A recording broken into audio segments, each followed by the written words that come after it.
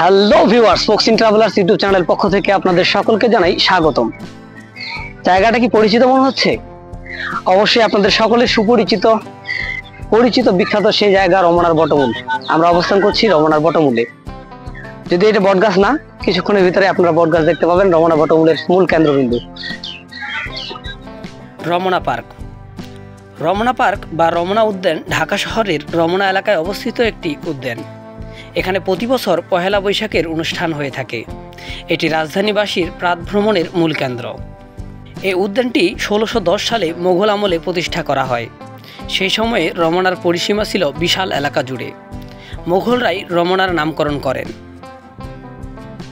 পুরনো হাইকোর্ট ভবন থেকে পূর্বের সড়ক ভবন পর্যন্ত মোগলরা বাগান তৈরি করেছিলেন, কিন্তু পরবর্তীতে কোম্পানি আমলে এ এলাকা জঙ্গলে পরিণত হয়।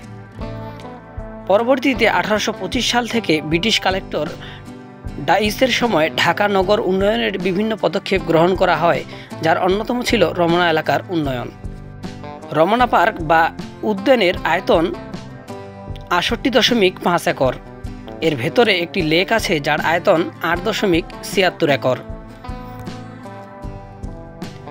রমনা পার্কে বর্তমানে উদ্ভিদ প্রজাতির সংখ্যা 211টি। এর মধ্যে ফুল ও শোভাবর্ধক প্রজাতির সংখ্যা 87টি।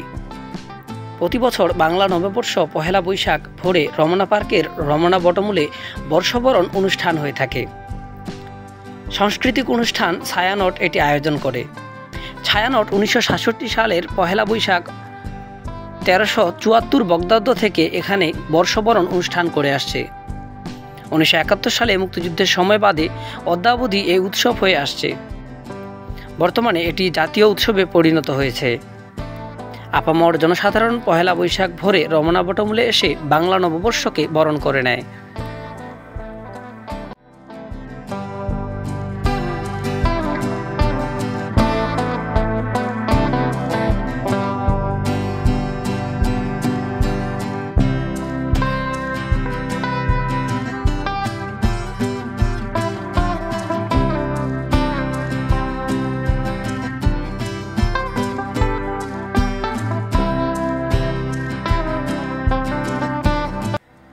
রমনা পার্কের ভিতরে রয়েছে একটি শিশু প্রাঙ্গণ। শিশুদের বিনোদনের জন্য এখানে দোলনা, ঢেকিকল সহ বেশ কিছু খেলনার উপকরণ রয়েছে। রমনা পার্ক বা রমনা উদ্যানে প্রবেশের জন্য কোনো ফি লাগে না। এটি জনসাধারণের জন্য উন্মুক্ত একটি উদ্যান।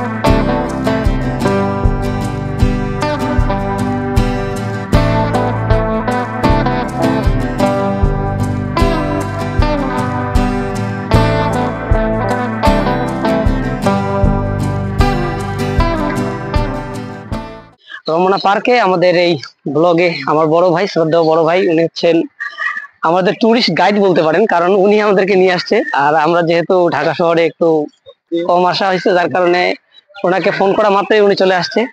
আমার শ্রদ্ধেয় বড় ভাই, অভিভাবক, আর হচ্ছে আমার কলিগ, বন্ধু বলতে পারেন।